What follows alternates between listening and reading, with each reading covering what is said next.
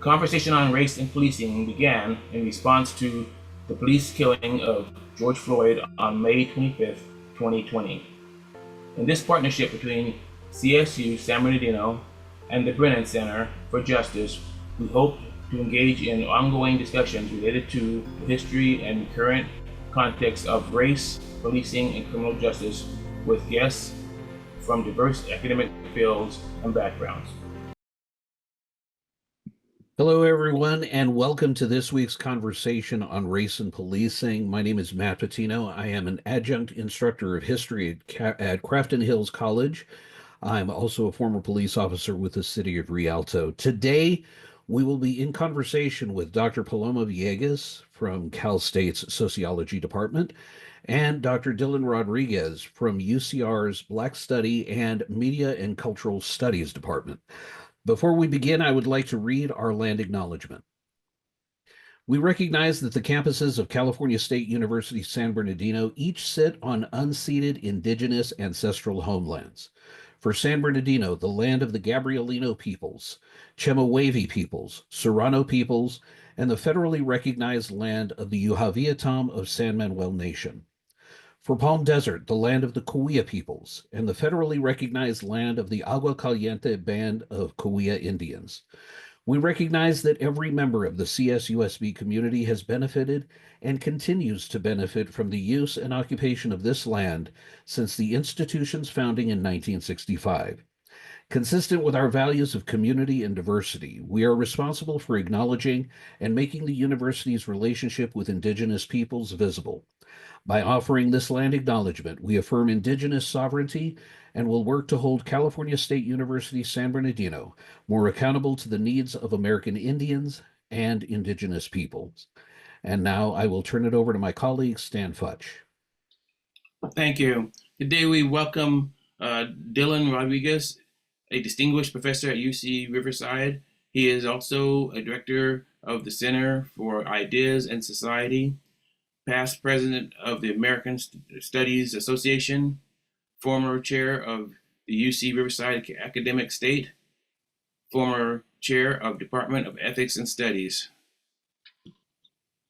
And also, we welcome Paloma Villegas, associate professor of psychology at USCSB. She was born in Mexico and migrated to California as a child. She is a first-generation college student and immigrant. In addition to reaching and teaching at the intersection of migration, citizenship, borders, race, and gender, she also engages in artistic practices, including painting, sculpting, and poetry.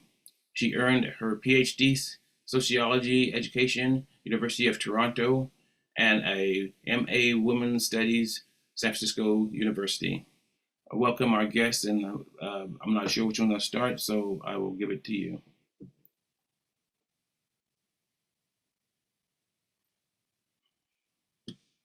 I think I will start. So when I was invited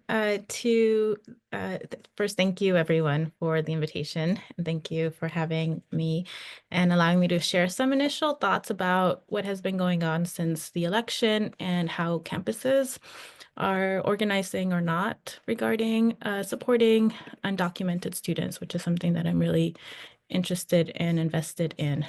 So I have this PowerPoint. Hopefully folks can see. So in January, the current presidential administration announced that schools and places of worship would no longer be respected by immigration authorities as sites of sanctuary. Though this past Monday, a judge blocked the order from affecting some places of worship. They were sued by the Quakers and a Sikh community and some Baptist churches in the South. So given this context, the question becomes, what sanctuary-like practices can campuses and individuals enact to protect undocumented students, students who come from mixed status families, and students overall? Sanctuary is a broad term. Often folks have different definitions of sanctuary, but in my mind, it refers to places of safety for community members, places where we care for each other, take care of each other, and support each other. However, given these attacks from the administration towards sanctuary, the term, and sanctuary type practices, in my opinion, it seems that universities are hesitant to use the term. So university campuses have had varying responses to the onslaught of executive orders and actions by the current administration. So this is a document from the CSU assuring students that university police departments will not participate in immigration enforcement efforts. On our campus, this is from the CSU overall, but on our campus, we have also been directed to send any immigration enforcement agents to the chief of police or other stakeholders if they come to our classes, our offices, or other spaces. But these are the same police departments that are responsible for enforcing the updated time, place, and manner policy that at the CSU that criminalizes dissent and free speech, particularly after the uprisings that happened last year due to the genocide in Palestine. So it makes one wonder how students can feel a sense of trust towards police departments on their campuses when they come out as allies in terms of immigration enforcement, but also enforce these practices that are repressing their free rights, their free speech and other rights. And this is particularly the case when CSU police departments have a history of racial profiling. So this incident occurred a few years ago at CSU Long Beach. And there's also the question of whether campus police understand the experiences of their students in their campuses. Now, despite these issues, universities have developed some action plans. Among actions are these Know Your Rights trainings that I think a lot of universities might be engaging in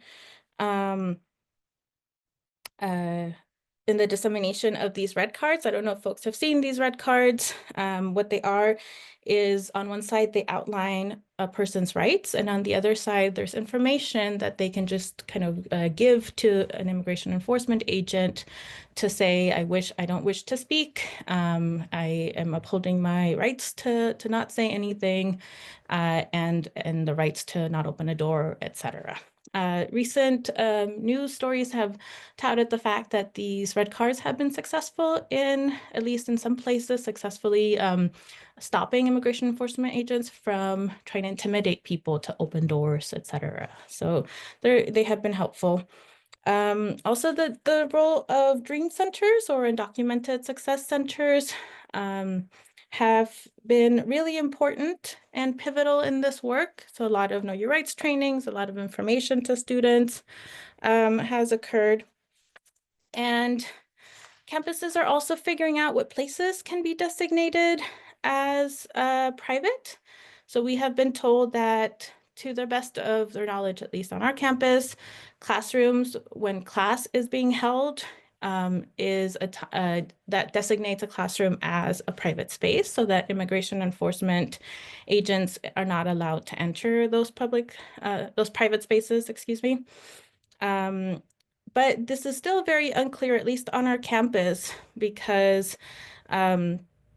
communication from our campus and from the CSU at large allude to the fact that immigration authorities may identify that there are exigent circumstances. I'm quoting here from the communication, exigent circumstances, and that if the immigration enforcement agents utter those words, then we are supposed to move out of their way and allow them to do their job, regardless of the outlined protocols. So that, as you may understand, can be pretty confusing and generate a lot of fear among students when they're being told something on one hand and then told, yeah, but if exigent circumstances are announced, whatever that means, they're defined as emergency type circumstances, but we don't know what exactly that means. Then everything else kind of is disregarded. So as a formerly undocumented migrant and a scholar of immigration and inequality, I have been thinking about sanctuary for some time now.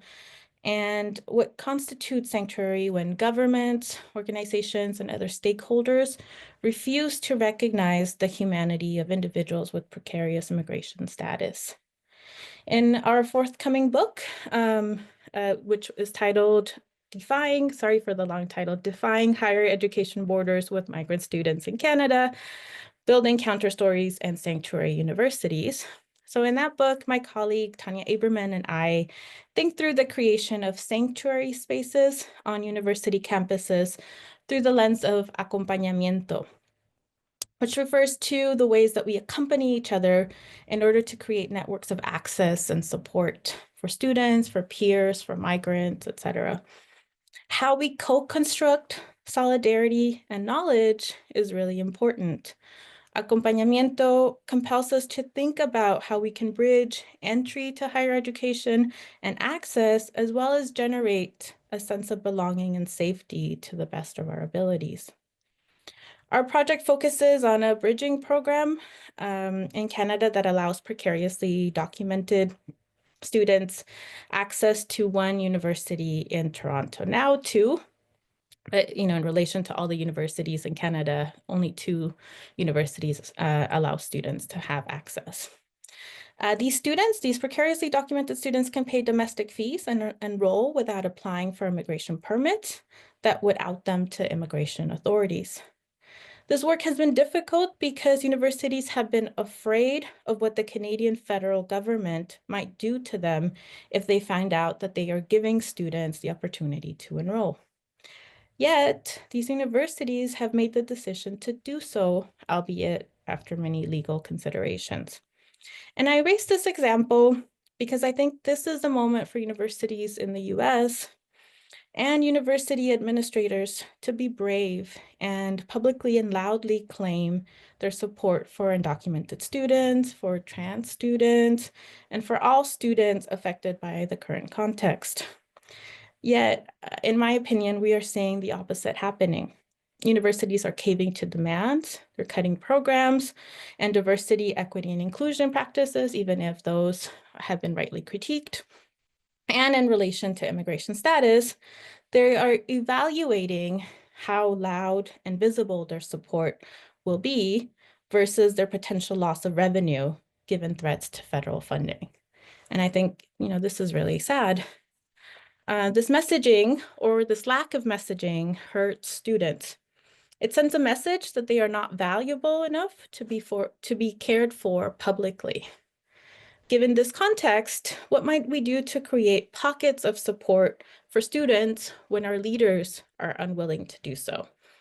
Education scholar Uriel Serrano speaks about racial microclimates that can exist within campuses when an overall negative campus climate exists.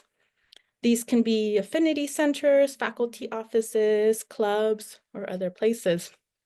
How might we develop sanctuary microclimates in our classes, during conversations with our peers, in community organizations, and other places where we make community in light of the lack of leadership from administrators and public officials? This is a painting that I did that I was hoping would be the cover of our book. Unfortunately, we're unable to use it for the cover of our book, but we're hoping to use it somewhere inside of the book. And so this is some information from the Sanctuary Campus Network. They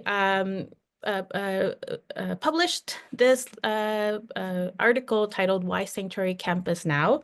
And in it, they discuss the need for a very comprehensive type of sanctuary. So sanctuary that does not distinguish between the deserving and the undeserving, that we care for all, regardless of whether they have had encounters, people have had encounters with the criminal legal system, whether folks are not, part of higher education, whatever, that we care for everyone who is in our communities. And that this involves taking an abolitionist approach to sanctuary that is intersectional as well, that seeks to think about the different systems of oppression that are generating the fear and the barriers that folks in our communities are experiencing, and that universities are really important places where this kind of work can occur. That the ideal of a university as a place for collaborating, for generating knowledge, can be an important place to build these types of sanctuary practices, even if, as I mentioned before, our leaders are unwilling to do so publicly. So thank you.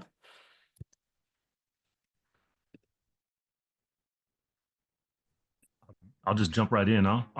Paloma, thank you. That was wonderful. I really appreciate that. I'm gonna try to echo parts of some of the key parts of what Paloma just talked through and thought through with a mind to thinking about proliferating the forms of collective experimentation and strategy that people in different kinds of institutions can undertake.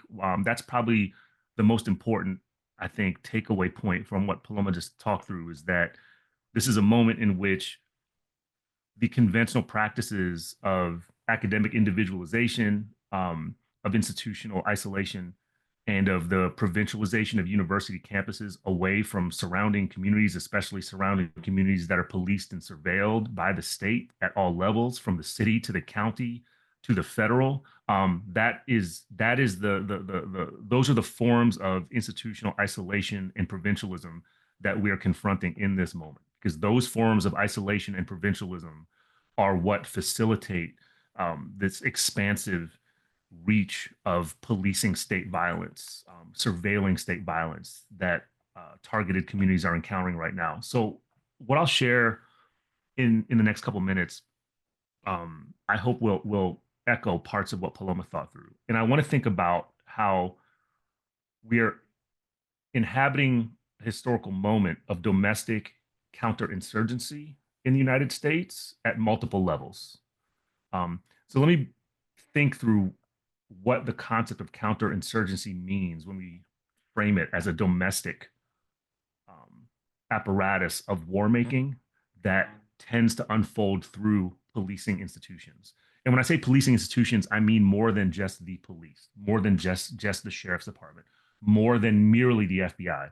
I'm talking about policing as a supple and expansive practice that often extends beyond state organizations and state actors themselves. Sometimes it even involves faculty, right? If you can reflect on how it is that faculty in colleges and universities, for that matter, in K through 12, are constantly being recruited and sometimes actively deputized to do the work of policing students, each other, right?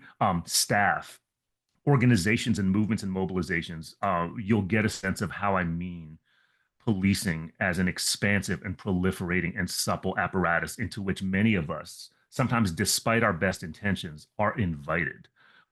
That is what I'm talking about when I think about domestic counterinsurgency. This is not reducible to examples like the FBI's counterintelligence program, right? The notorious COINTELPRO of the early to mid to latter 20th century that surveilled communists, Puerto Rican independentistas, Black liberation revolutionaries and radicals, white anti-imperialists and anti-war organizers, the American Indian movement, the Brown Berets, the Black Panther Party, the Black Liberation Army, et cetera. So that's just one slice of the counterinsurgency apparatus I want to think about. I am interested in also thinking about how the counterinsurgency acceleration of surveillance policing and carceral state violence, which is what Paloma has just discussed, is happening all around us at the very same time that there's this whole other phase of counterinsurgency, a whole other set of strategies of counterinsurgency that we oftentimes misrecognize as social justice campaigns. So I want to say that that there is an uneasy symbiosis between reactionary policing state violence driven forms of counterinsurgency and what you might experience as progressive, liberal, and social justice oriented forms of counterinsurgency. So just so you don't think well, actually, it's okay if you think I'm crazy. Just don't think I'm crazy for the wrong reasons. That's what I'm trying to say, right? So just to frame the way in which I hope you will understand me. saying all of this, I wanted to think through some key tenets of the U.S. military's own counterinsurgency doctrine. So we can start here, right? This is before the U.S. military actually had developed a coherent counterinsurgency curriculum. This is 1960, so they called it a working paper. They misspelled counterinsurgency by turning it into two words. But what is remarkable and important about this particular early iteration of U.S. military counterinsurgency doctrine or thought is what you see printed out in this slide.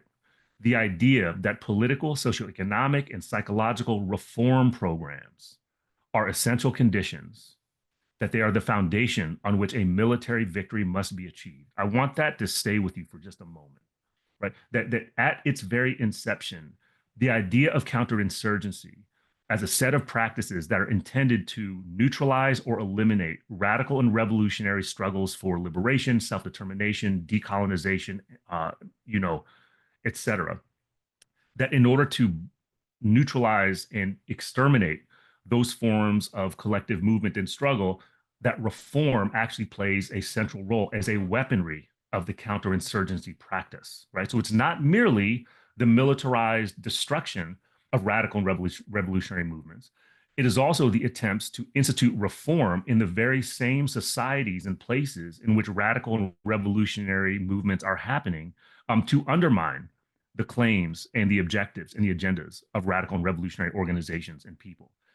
So this is to say that there is a kind of recognizable version of state violence that often comes into the historical imagination when we raise it, especially in the context of its emergence, right? So counterinsurgency as a concept is very old, but in terms of its modern form, it's pretty much inseparable from plantation slavery and manifest destiny, right? So the terms of counterinsurgency are being invented on this continent anyways, by way of manifest destiny, by way of policing of the plantation and of Black bodily movement. So those counterinsurgency tactics are kind of manifesting and brewing and being thought through there. It gains a certain kind of maturity, so to speak, a curricular and theoretical maturity in the conquest of the Philippines. When the U.S. military occupies the Philippines and realizes that there is a proliferating, multimodal, multilingual, group of literally hundreds of Aboriginal peoples in the Philippine archipelago who are refusing the U.S. conquest, who are refusing U.S. authority, then the U.S. military undertakes what they called pacification campaigns. And pacification campaigns in this instance is along the lines of what you see in that image at the bottom center of this slide, right? It was destroying villages en masse. It was massive killing. It was mass graves. It's all the rest of it. And then, of course, you have the latter 20th into the 21st century versions of U.S. military counterinsurgency by way of CIA operations, occupations in places like Somalia, Afghanistan, et cetera. So that's the imagination, right? What I'm trying to bring our attention to is this other component of counterinsurgency that I think in a second will make sense alongside what Paloma was just talking about. If you hang with me in thinking about the implications of this particular thesis that the U.S. military began to articulate right around 2006 and 2007, right? So it was around 2006, 2007 that the United States military decided to make a pretty substantial revision to the counterinsurgency doctrine that emphasizes what you see here. So I'll just read this out loud so we can be in it, thinking about it together. This is from something called Field Manual 324, for those of y'all that aren't familiar with it. You can download it for free. I feel like the military wants you to read it. It's all over the place, but this is the Counterinsurgency Field Manual by the U.S. Joint Forces. This is from section 7-46. Army and Marine Corps leaders need to visualize the operational and informational impact of many tactical actions and relate their operations to larger strategic purposes. This is the key right here.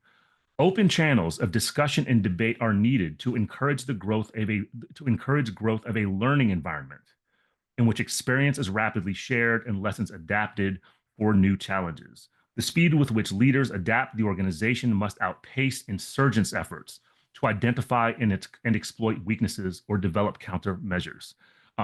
So what the state has learned is that it has to undertake precisely the things that we usually attribute to the university. That is, that the state, as a counterinsurgency apparatus, has to foster pedagogical practices, has to invite people into so-called learning environments.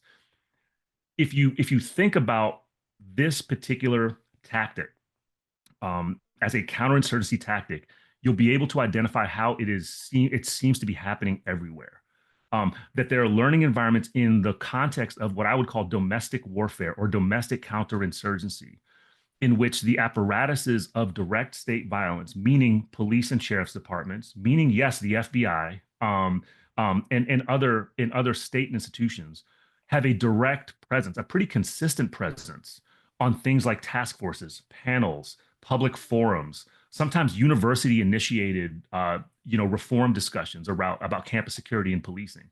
It's everywhere. There's another longer essay that I wrote about a year ago that was a kind of analysis of the Stop Asian Hate movement, in which I thought about how one particular organization called Stop AAPI Hate, that's based in the Bay Area, but very much a national organization, has consistently and eagerly participated in various public-facing discussions on panels alongside police and FBI. Right. So this is ostensibly an anti-racist organization trying to stop racist anti-Asian violence and so forth. But the way in which they're in direct dialogue with the primary institutions that wage domestic counterinsurgency and warfare is really telling. And it lets you know how it is that social justice campaigns are oftentimes fully aligned and actually seeking a deeper alignment and deeper what you would call solidarity with the policing apparatus, right? With the very forms of policing state violence that Paloma has talked about. Okay, so we have this thesis, and then it opens up into other kinds of approaches that I think we need to keep in mind. So the most recent revision of the counterinsurgency field manual emphasizes this particular concept that I've printed here, that counterinsurgency intends, and I'm quoting, to create a holistic approach aimed at weakening the insurgents while simultaneously bolstering the government's legitimacy in the eyes of the contested population. Right? So the reason that there is a war in moments like this, the reason there's a counterinsurgency war in moments like this is because the state and agents, kind of the planners, the bureaucrats, the executives, and the administrators of the state, they understand that they cannot take for granted this notion that the state and state power are inherently legitimate in the eyes of everybody.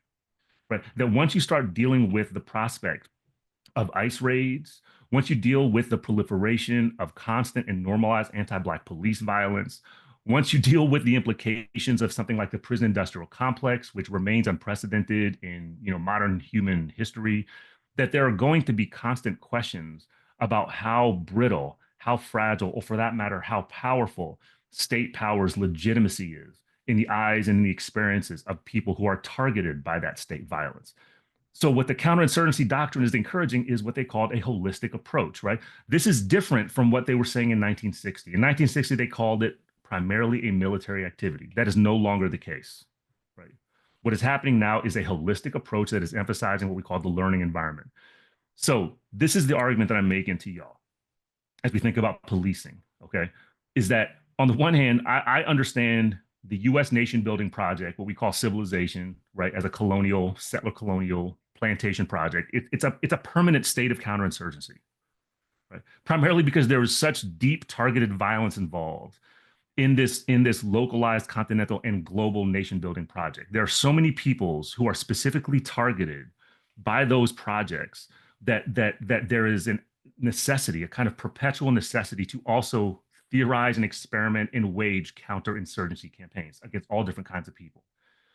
That then induces questions, sometimes radical questions, about the legitimacy of that very same civilization, of that nation state, right, of state power. And what I'm saying to y'all, and I'll close it out in just a minute here, is that the rise of what we could identify loosely as a social justice ensemble, and by this I'm talking about universities, nonprofit organizations, NGOs, philanthropic foundations, reform campaigns, all those things, right? that there's a social justice ensemble that has come to play a key role in actually waging and expanding the theaters of counterinsurgency warfare. And here's just a couple examples. Right? Even the term abolition. Right? So I've been involved in abolitionist praxis for about 30 years. I would have never guessed that abolition would turn into a funding stream, that it would turn into a career path for some people, or that it would turn into a kind of source of keywords for reform and public-facing town halls and propaganda campaigns by the actual carceral state, which is what you see on the right there with the LA County District Attorney's Office, right? They're actually using the term, they're using abolitionist concepts like transformative justice in interaction with something like their African American Advisory Board to do what? To legitimate the carceral state in a moment of crisis. This is an ongoing thing. And then on the left, of course, are just two really fairly typical examples of how large philanthropic foundations in particular are extracting the terms of abolition, the terms of social justice to actually create funding streams for projects that, you know, I dare say really pose no insurgent threat to state power or its legitimacy, right? So there's a kind of platforming practice, a curatorial practice that happens.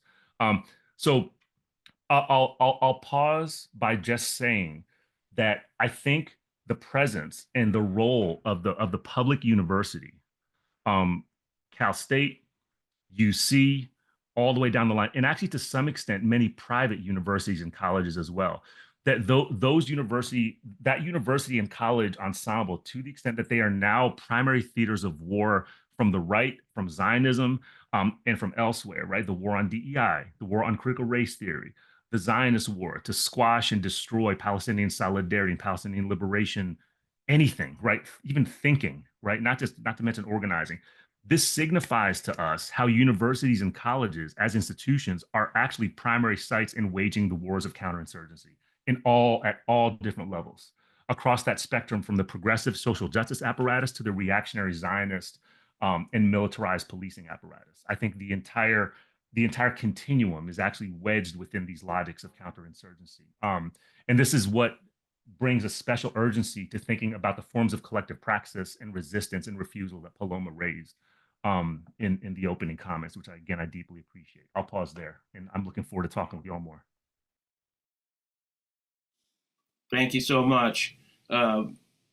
Stay on the course that you were talking.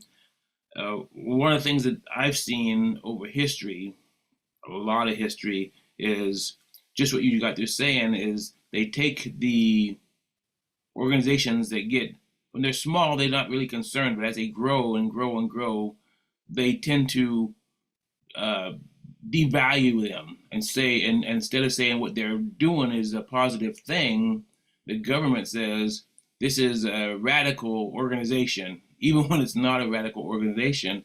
And that's exactly what you're saying. I assume that's what you're saying. That counterinsurgency. That's part of what I'm saying. What I'm also saying is that sometimes you have you have collect. I'm not going to say necessarily organizations. Sometimes you have movements, right, which may or may not be. They may or may not take the form of organizations, but you will sometimes have movements that say, let's say they are actually doing something that is substantively radical. And by that, I don't necessarily mean that their objective is to overthrow the state, right? No. The radicalism might be along the lines of instituting a form of autonomy and self-determination away from the state, right? Which actually demonstrates that human communities don't require the state or its infrastructure to live well, right? By the way, in California, we're in that moment of crisis because the state can't fucking deal with wildfires. There's nothing the state can do to protect. There's nothing you can do about that, right? And I think it's actually poses the potential to radically undermine the kind of presumptive faith that people have that in order to live in a sustainable, decent world, that you need something like a centralized bureaucracy to protect you from nature, right? I think that's being undermined as we speak. So sometimes you actually have radical projects. The point I'm also making is that it's often the case that when the state recognizes that people are involved in these radical projects, including autonomy and self-determination away from the state, they will extract them, right? And they will steal their language, they will steal their concepts and try to divert people into state organized versions of deformed practices that steal that language and turn it into something else which is actually state friendly, right? Rather than autonomous, or for that matter, antagonistic to the state, right? So it's kind of both what you said and this other thing that's happening, which is solicitation and invitation, right? There's a solicitation and invitation into state-oriented, or for that matter, philanthropic foundation-funded social justice practices. That's counterinsurgency, right? I think that's actually what counterinsurgency looks like right now, in addition to the things Paloma was talking about. And on the fires, you're right. On the fires, the counterinsurgency is, let's make it political. It became real political as opposed to problem solving.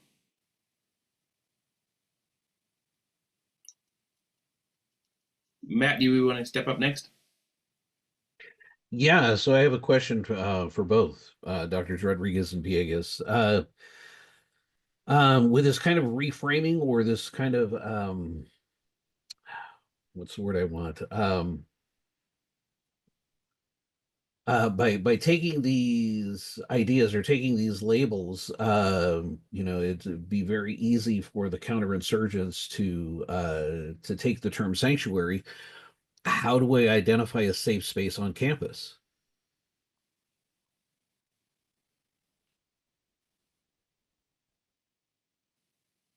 Yeah, that's a great question. I don't think I don't think we have safe spaces on campus. I don't think we have. I think we can strive for creating safe-ish spaces. I think I've offered my office to students. I seek to have my classrooms be safe-ish spaces, but we can't guarantee that for students. But also we can't guarantee that for students because of what Dylan is talking about, right? Like I'm very frustrated. I'm the faculty advisor for the Documented Advocates Club on our campus. And the students and I had a meeting with some administrators this week, and we were told, sorry, we can't be more public right now. We don't think that the reason the CSU is not being more public in supporting undocumented students is because they are weighing the potential for federal funds to be lost.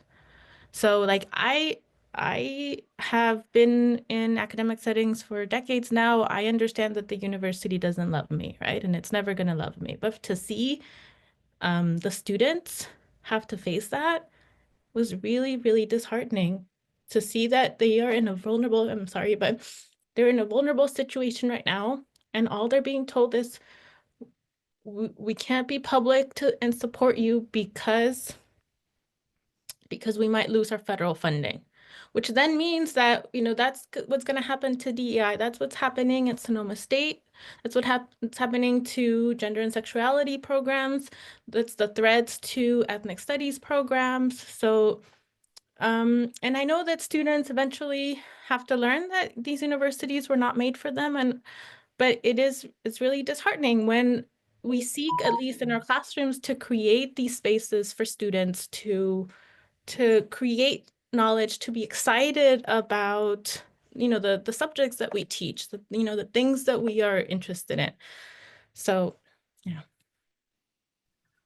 So to your point, I know students are often kept at arm's length from the business of running a university or any college at that for that point.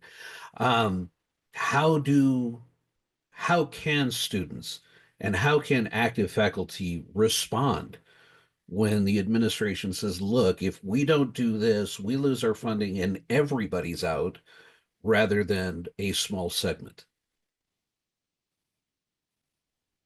It becomes a zero-sum game, right? And I think my proposal is just, I can do what I can create networks of solidarity among like-minded faculty and like-minded students, and do that to the best of my ability. But I can't depend on these administrators, and I can't depend on, and that's, again, that's really unfortunate. Can I add something to this? Just because I live right there with you, Paloma. I mean, I've been here going on 24 years. And I learned very quickly that this place fucking hates me. Right. My employer does not they hate me. It's not that they just don't care about me. They actually hate me. And I don't mean me individually. I mean like me and my people, right? Me and the people who I'm with and who I love and who I care about, which is like, it's students, of course, but it's also like some colleagues, people that are outside the university, staff. It's like there people who are unionized, you know what I mean? Like people who are doing like feminist, anti-racist work, people who are doing abolitionist work, they actually really hate us. And this is why I know this, right? Number one, it's because like to the extent the university is a feeling machine, right? It is the opposite of what it says it is. Okay. Like it talks about the DEI mandate, right? But the reason why I can say I believe with some credibility that it is a hate force that drives this machine, it's actually more than that. It's a force of like unrecognition, of non-recognition of other life, is because I was our faculty senate chair for 4 years, from 2016 to 2020. I was in meetings with administrators almost every day. Their calculus of well-being for the institution and for themselves as administrators has nothing to do with our lives, right? Like that calculus has nothing to do with us. Which brings me to the point that I wanted to offer in response to Matt, your question, which is I want to make the problem. I want to add another layer to this problem, to this question, right? Which is, I think we make a mistake when the work we do and the organizing we do pivots on a demand for accountability from university and college administration. I think it's a mistake. By the way, I say that taking full responsibility for the fact that that's what I used to do for probably about 15 years. Like every time I'd be involved in a mobilization, we would make some kind of radical demand for accountability from the people who run these places. Okay. And then after actually 6 months of serving as our Senate chair and being in these conversations and arguing with these people all the time, I quickly realized the reason why the reason why these institutions are run the way they are is because administrators know that there's actually no accountability. Right. So there's this abyss between the demands that we and students will often make for accountability and the infrastructure that protects administrators from any kind of accountability. There's actually no accountability. So my question and my compounding of the problem is to kind of raise this point and say, what if we dispense with the kind of liberal dream of obtaining accountability from university and college administrators because it doesn't exist? What happens next? And I think what happens next in part is what Paloma was just getting at, which is we actually have to think more deeply and more autonomously about what solidarity practices actually are. That, what you're talking about is the need to create networks of solidarity that do not depend on the resources, much less the approval of university administrators and authorities, and which in fact reject their legitimacy altogether. Right, which is to say then that this is another front. We actually have to create a whole other front of collective activity, which we might not want to talk about on a CSUSB conversation online. Right, like this is something we might have to go talk about at somebody's house. As we make some plans about how to actually protect our students in a meaningful way. I'll just end with this point, which is that I was just in an academic senate meeting yesterday, and a colleague brought up how a trans student just last week was basically assaulted in the bathroom, right? For being trans, right? For being a trans person in the bathroom. They were basically assaulted last week, harassed and assaulted last week. And this colleague brought this up to the upper administration of UC Riverside, who were there, like the provost was there at this academic senate meeting, and said, is the administration going to do anything about this? Right.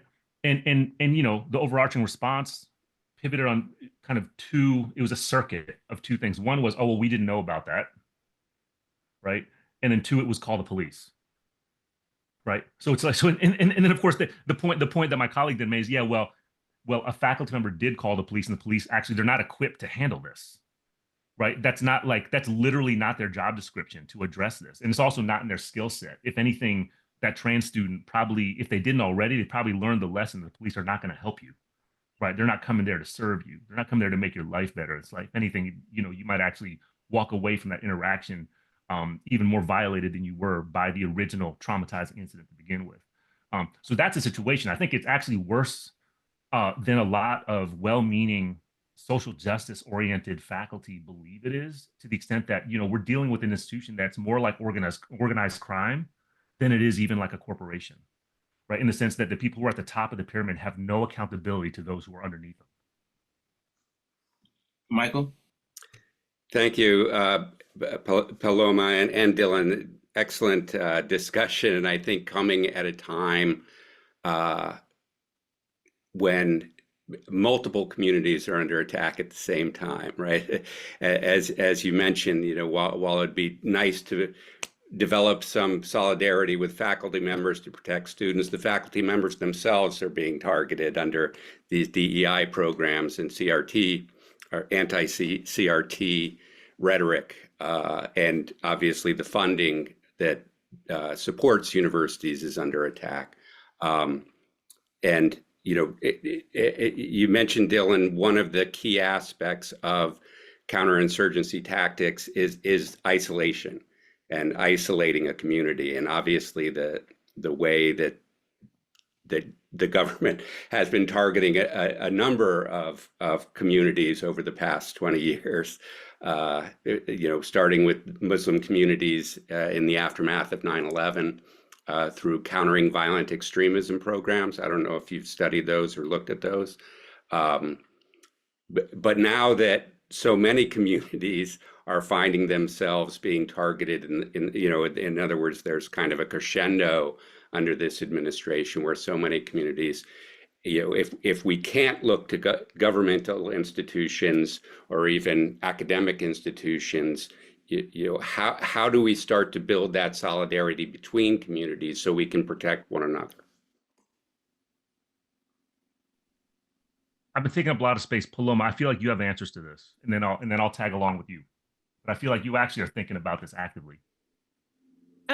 So, there's a lot of lessons I've learned, in my past kind of organizing work, and I think it is about doing things from the ground up. So when I was in Canada, I was part of campaigns that were seeking to create or open up regularization programs for undocumented migrants.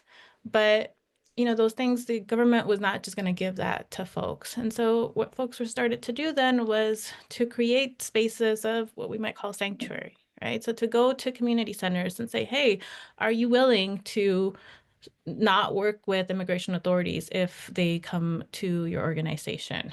To schools, are you willing to do this? And so doing those kind of smaller scale work, I think I'm also influenced and trying to learn more about abolition practices. So Naomi Paik talks a lot about the work, or she uses this language of abolitionist approaches to sanctuary that, as I mentioned before, the document that I showed was influenced, I think, a lot by her work. Need to create connections between different movements to the best of our abilities. And to start to just do small scale work that then can be built up. But I find that really frustrating at the university because, as you mentioned, people are burnt out, right? People are tired. We, had a strike that, in my opinion, failed last year on our campus. Folks are being given more work in the last few months. And so how do you ask folks to do more? And how do you create? So that's where, I see some of the difficulties, but the opportunities as well. Yeah. So, I mean, my short response, affirming what Paloma's saying is to say that, well, the first, I think, rejoinder that I always give myself and that I give my comrades and loved ones is that we have to resist this impulse to always want to formalize and sometimes centralize the things that we are trying to develop as projects. So I learned this from my friend and comrade Dean Spade, who talks about this in such a convincing way, that the point is to proliferate these projects, right? It's not to take examples and say, oh, we need to join that particular example. So I gave people 3 links here, right, in the chat. I was going to add the No Name Book Club, but I had to unmute. So these are 3 small examples. The No Name Book Club, I'll add in a second. That's a 4th one. They're small examples of relatively independent and autonomous projects of different kinds of community and collective practice, right? So API Women Lead, you'll see it's a movement building organization, right?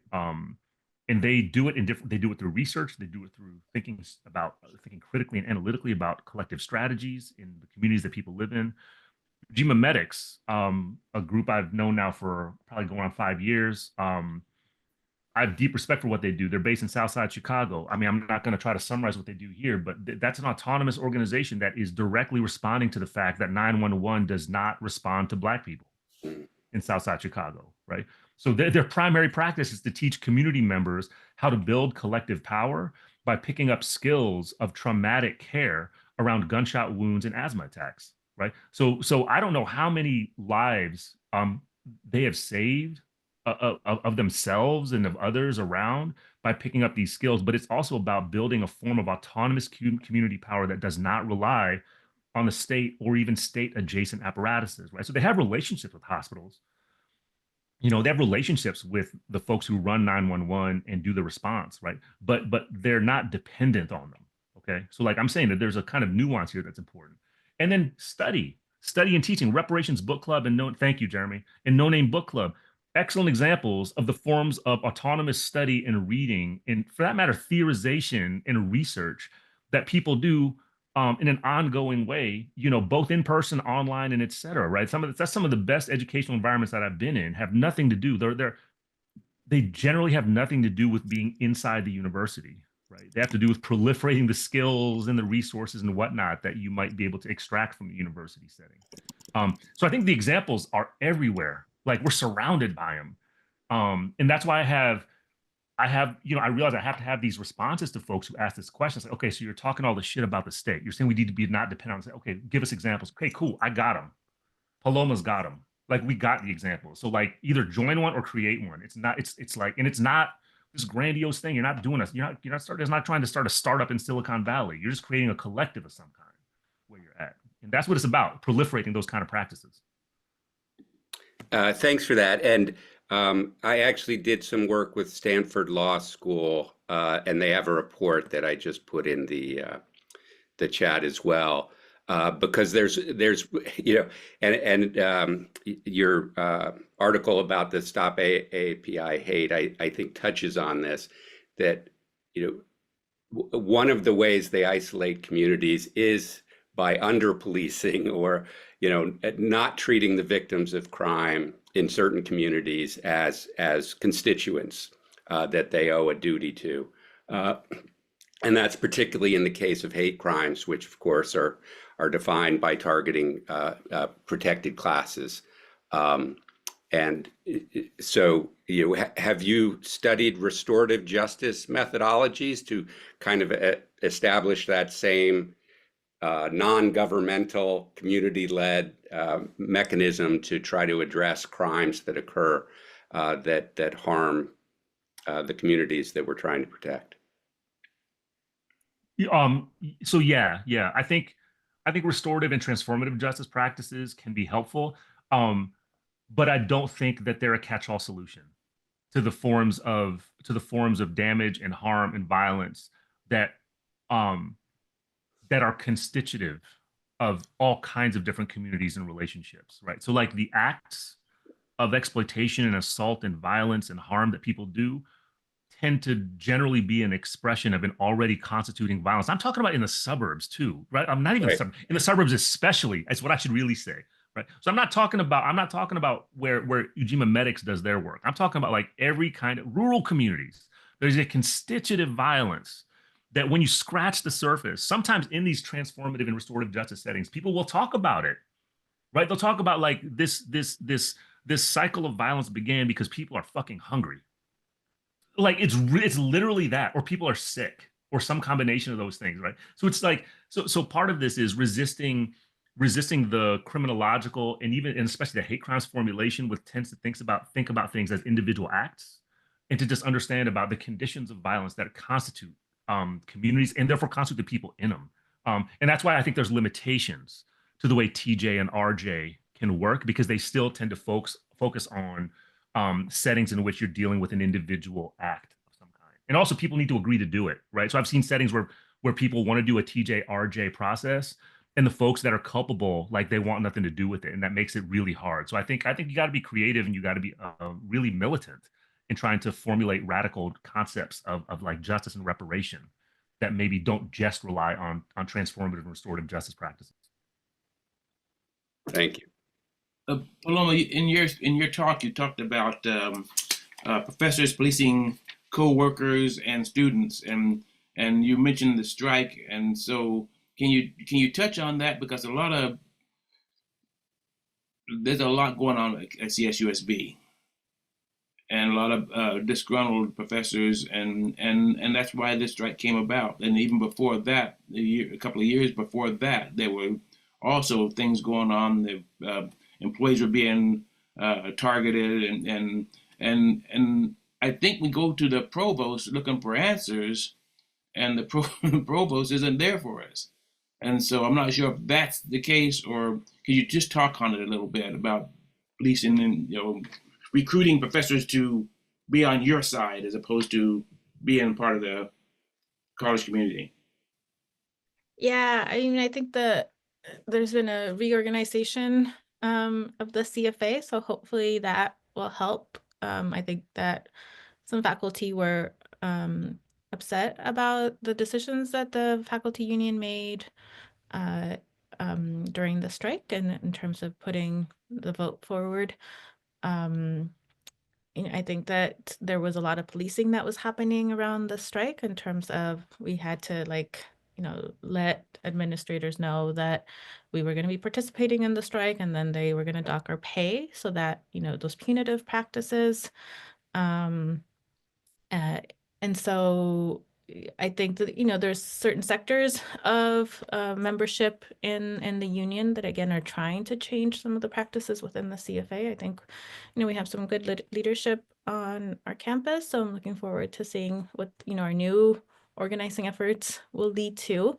But yeah, and I think that it's also because there's so many fronts, right? There's the negotiations are happening CSU wide, but there's also our own administrators were called on to police us, and then you have the this time, place, manner policy that was rewritten or amended with the intent, I think, to repress us if we seek to strike again, in addition to repressing students, etc. So Thank you. That's deep too, because the thing that I've learned that, and I know this is probably common sense to a lot of people that are here, but maybe it won't be to folks who watch the recording. But university administrators, like the things that legitimately strike fear into their hearts is a combination of organized labor, specifically unions, and the threat of a strike, right? Like whether wildcat or whether so-called legal, right? So like that strikes fear in their hearts. What strikes deeper fear into their hearts is when organized labor is mobilized with expressed solidarity from some combination of students and faculty, right? When that happens, like they have no way to really deal with that, right? Because that's where to kind of steal the terms of the corporate university against and use them against them, use it against them. That's where the embodiment of who the university is suddenly shifts, right? It's like, oh my God, okay, so the people who work here and the students and the teachers, they're actually the university. The administrators are not. they're just overpaid executives. They're actually not the university. So there's something semi-magical about that when that happens, and like that's what I think strikes the fear into their hearts. Is like it's kind of holding the mirror up to them of their own obsolescence, right? Or their own disposability, which is not what they're trained to think about. They're trained to think about themselves as indispensable. And the dislike of the two of you have eyes on you all the time. Oh yeah, that's a given. That's a given. By the way, I don't feel victimized by that. It just means that I have to work within a certain political lane. That's all it means. It means that like my work is going to be stuff like this, right? Like I probably am not well situated to do underground or extra legal stuff because I'll be identified too easily, right? But I do play an important role in kind of doing political work and counter propaganda work around people who are at risk for doing forms of action that might be, put them in danger. So yeah. I thrive in the institutions hate, by the way. Like I love it. I'm glad. WAG is a political community active group, and we have a weekly forum. And in the last meeting, we have a lot of educators. And one of the topics we talked about was diversity, equity, inclusion. A lot of the people that are in our group are working in those fields. And they're wondering, well, next week, will I still have a job? What will my job look like if they change it, and so on? Can you touch on that a little bit? You repeat the last part? They just wonder how, if changes are made, or if they are no longer going to be working because those our new administration is trying to eliminate that in not just colleges, but in all institutions. But I think it's not even the new administration. I think I keep saying it in the last few weeks, months. These universities are doing the work even without the threatening letters that have been sent out.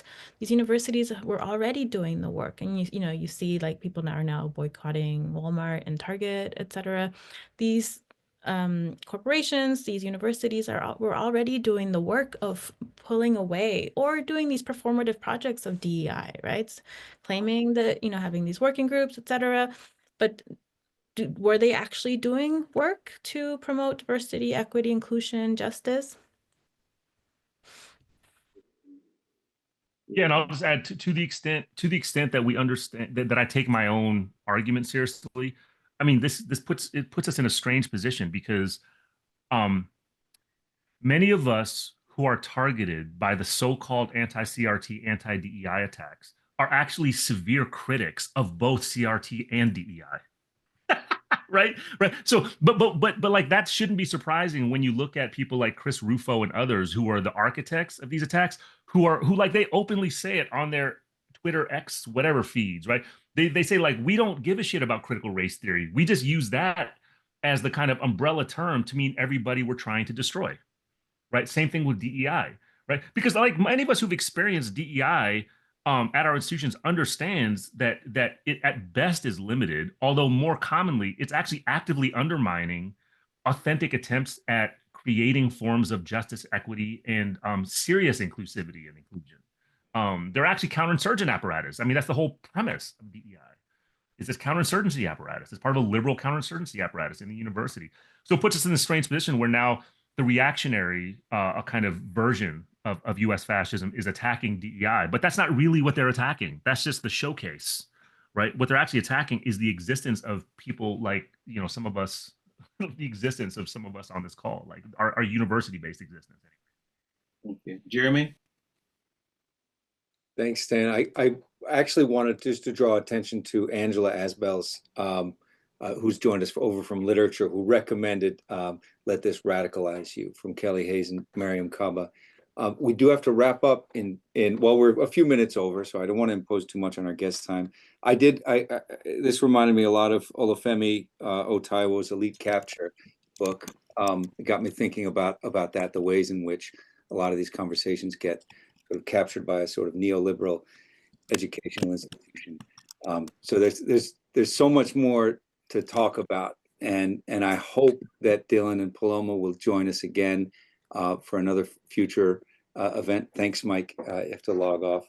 So I don't want to be do the very I think thing that I don't want to do, which is to end this conversation. But we do have to move toward wrapping up. And thank you. There's so much more to discuss. Shuffling the deck, as Stan noted, from administration to administration. What is different? What's staying the same?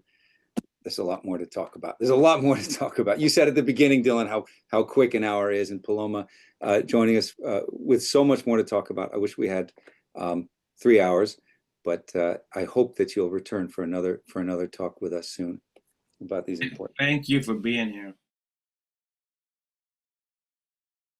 Conversation on Race and Policing has been supported by funding from the California State University, San Bernardino College of Social and Behavioral Sciences, Pfau Library, and the Diversity, Equity and Inclusion Committee.